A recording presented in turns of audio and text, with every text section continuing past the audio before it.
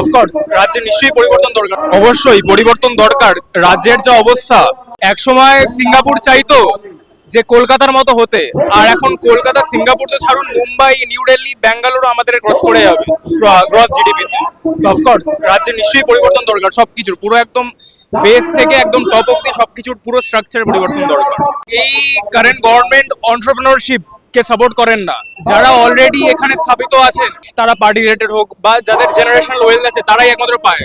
যারা first generation entrepreneur, তাদেরকে কোনো সাপোর্ট দেওয়া হয় না, তাদেরকে একদম মাটির মধ্যে ঢুকিয়ে দেওয়া হয়। আর বাইরের যারা অলরেডি কোম্পানিজ আছে, ইন্টারন্যাশনাল হোক বা ন্যাশনাল হোক, যারা ওয়েস্ট বেঙ্গল ঢুকতে চায়, তাদের জন্য কোনো লেভারেজ দেওয়া থাকে না, একদমই কোনো ভালো মতন সুবিধা দেওয়া হয় না যে তারা এখানে ওয়েস্ট বেঙ্গলে তাদের প্ল্যান্ট সেট আপ করে বা কিছু করবে।